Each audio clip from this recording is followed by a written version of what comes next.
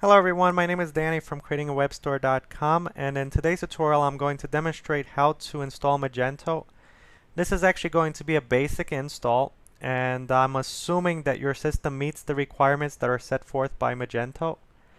I'm also going to show you how to FTP the files to your server and all that other stuff. So if you already know how to do that, you can skip to the part of actually installing Magento. If not, stick with me. So here we are on the Magento system requirements page. You can access this page by going to magento.com/resources/system-requirements. This link is actually on my blog, so you can access my blog at creatingawebstore.com. And this is basically what your system needs. It needs to be running Linux, and it needs to have Apache that is amongst these versions. It also needs PHP version 5.2 to 5.4. Note that if you have 5.4, you will need it to be patched. In this video, I will not show you how to patch a 5.4 version since I have 5.3. You also need some extensions enabled. And now I'm going to show you how to find out whether these extensions are enabled on your server. Simply go to this link right here. Once on this page, simply download the Magento check file. After you've downloaded the file, simply upload the file to your server.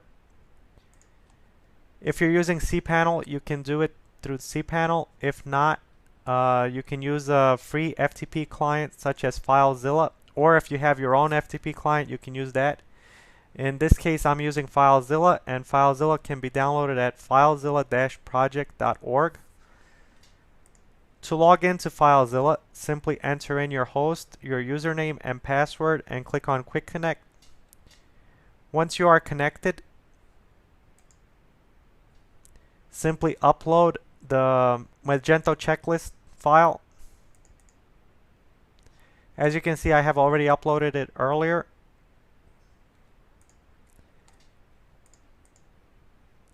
To find out whether your system meets the requirements, simply go to your domain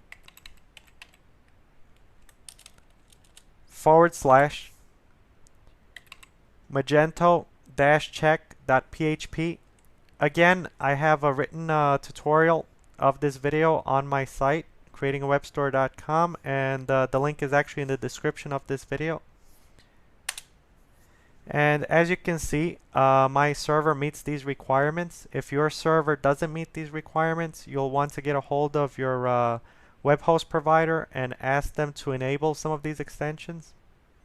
Also note that if you are on a virtual private server or on a dedicated server, that you would have to install these extensions yourself. Actually, whichever extensions are missing. Now, after you've run the check and you know that you're ready to install Magento, simply download Magento. In this case, I will be downloading the zipped file. Simply click on download. Since I'm on a Mac, my computer automatically unarchives files. So what I'm going to do is I'm actually going to upload the whole folder. If you want to upload the folder zipped, you can do so. You basically just have to upload it to your server, for example via File Manager if you have cPanel. And after uploading, you would simply select the file and click on extract. That's actually a better way of doing it because it preserves file permissions and folder permissions, but in this case I'm going to use my FTP client and I'm going to upload the extracted version, because if you don't have cPanel, you will have to extract via shell, and many people would have a difficult time using shell, and this is why I'm just going to upload an extracted version. So I will resume this video once my file has been downloaded. Okay, so my Magento folder has been downloaded. So now I am ready to upload. Simply locate your Magento folder, or compressed file that is. Now keep in mind that if you upload the Magento folder directly, your site, for example, will be accessible via your domain /Magento. Now if you want your store to show up the minute someone types in your domain, you will want to upload the files from within the directory to your server. Of course, you can always upload the Magento directory and later move the files from within the directory to the root directory of your server. In this case, I will just upload the files from within so that I don't have to move them later on.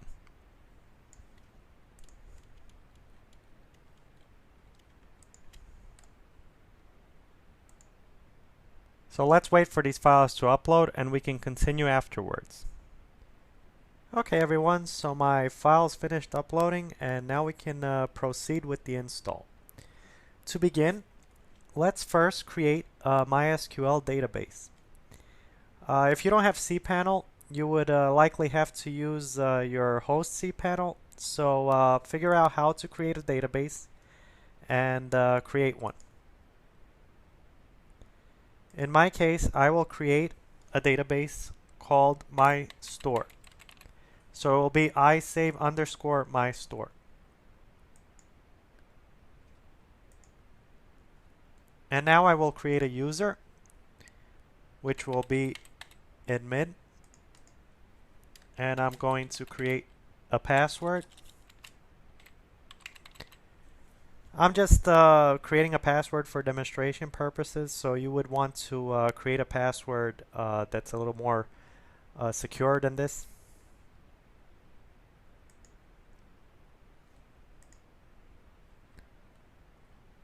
And now I'm going to add my user to the database. And I'm going to give my user all privileges. So now I have my database and I know what it's called and I know the username and I know the password, and this is the information that I will need while installing Magento.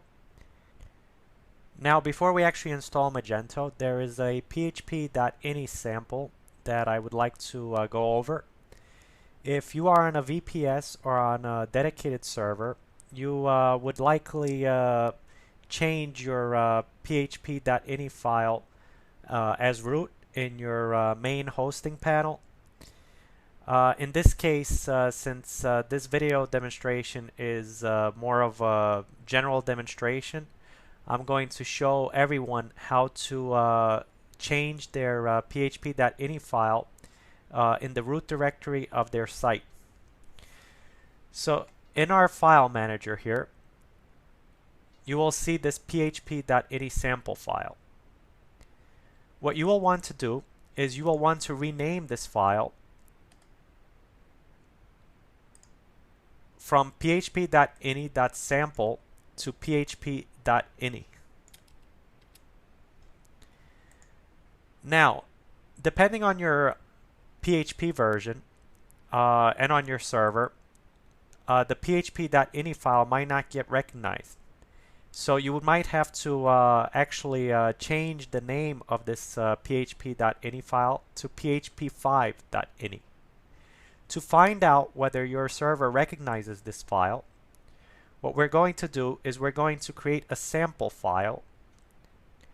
This sample file can be created in a text editor or via your file manager in your cPanel. For demonstration purposes, I'm going to use my cPanel because it's easier to read and understand. So what we're going to do is we're going to open up our file manager,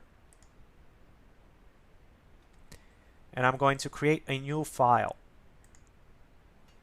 And I'm going to give that new file the name info.php.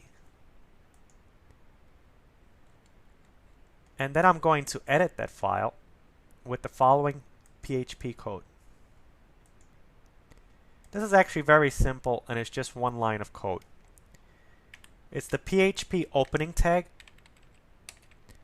and the PHP function PHP info and then the PHP closing tag. To better understand this line, you can visit my website creatingawebstore.com. Again, the link is in the description of this video. And we're going to save this file. And now I'm going to go to my site, iSavePlaza.com/info.php. And right here we can see which loaded configuration file the server is looking at. And that's the one in my home directory.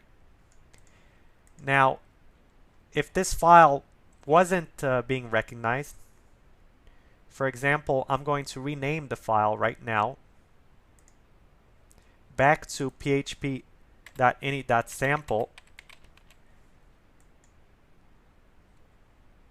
and you will see that it's actually reading the system php.ini file. So everything is working fine in this case. In your case, if it's not, remember php5.ini instead of php.ini. Also keep in mind that some servers cache this file, so it might take a few minutes before the server actually recognizes the new file. So give it some time and try different things. Try php5.ini and php.ini.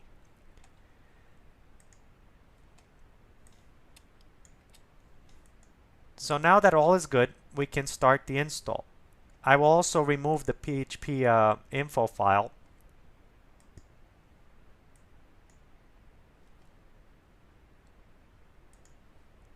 So here we go. Simply go to your domain /install. And now we are greeted with the Magento installation wizard.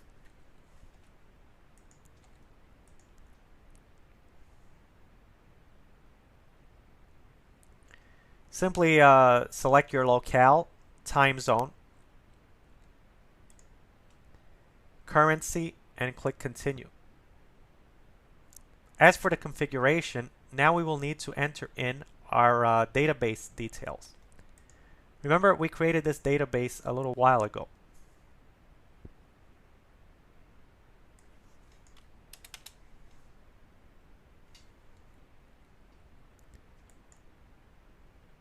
And this is that information. This is my database name. This is my username. And my password. If you'd like to add a table prefix, you can. This is usually done to prevent other Magento installations from conflicting with this installation. And your admin path, if you'd like to access your admin panel via your domain /admin, you leave it at that. If you'd like to change that, you can. In some cases, it might be a smart thing to change the name because this is the most common and many people already know about it. So if you don't want people visiting your admin panel, you can change it to something else. You can skip base URL validation before the next step. I'll just leave it as is. And you can also use web server Apache rewrites. This is to make your store SEO friendly, and I will definitely be enabling this. And whether you'd like to use secure URLs, if you have an SSL certificate, which I do recommend, you should definitely enable this. And enter your protocol, which in my case is HTTPS, and if you have a secure connection, it will likely be the same in your case. Would you like to run the admin interface with SSL? Definitely, if you have an SSL certificate. Skip secure URL validation before the next step. Basically, the Magento install wants to check whether the URL is secure. I'll just skip it. And how would you like to save session data? Would you like to save it via file system or via database? From my experience, database is pretty slow, so I'll just stick with file system. Once you are done, click on continue. So here is a perfect example of things that can go wrong. As you can see, my PDO_MySQL extension hasn't been loaded. Why? Well, it's because of the custom php.ini file. See, what happened is that php.ini file actually took over the PHP configuration from the actual server. Now, if you've managed to get past this screen, keep on going.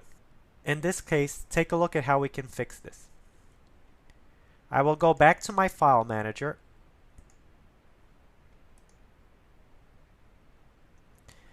And I will locate my php.ini file. And I will edit. And I will add these lines below. Keep in mind that the PDO and PDO MySQL extension must be installed in order for this to work. So I will save my changes and try again. Again, this information can be found on my website, creatingawebstore.com, and the link is in the description of this video.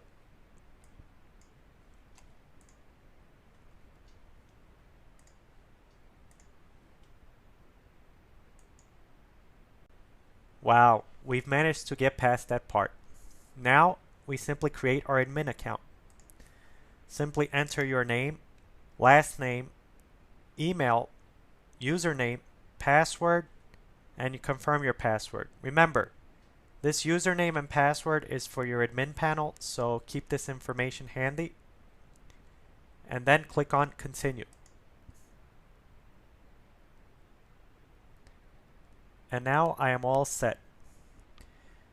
If you'd like, you can take the survey. If not, you can go to your back end or to the front end of the store. But before you do, save this encryption key because you will need it in the future. And now we are ready to view our front end. As you can see, everything installed. And now we can also view our back end. And we will log in. Now, before we complete this installation, we will have to change some folder permissions so that we can actually upload images in our store. We will find out which folders we actually have to change the permissions on by visiting the Magento site. I already have this page open. Again, you can visit my site for more details. What we need to do is we need to edit two directories with 777 permissions. So let's go to our control panel, or we can actually use our FileZilla here. And what we need to do is we need to change media and var to 777.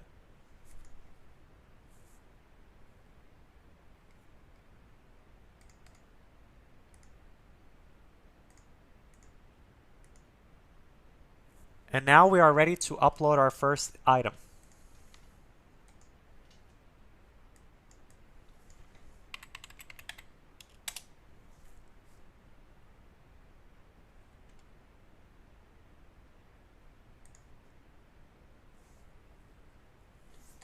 We're just going to add a basic item, nothing special.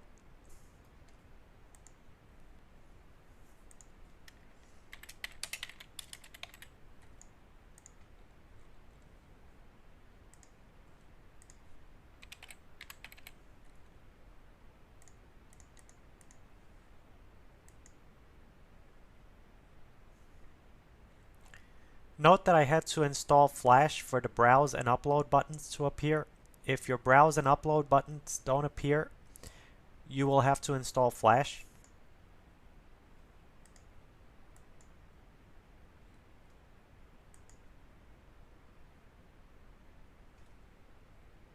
And as you can see, our image uploaded successfully, which means everything is working fine. This Magento installation installed successfully. Thanks for watching. Stay tuned for more videos and also be sure to check out creatingawebstore.com.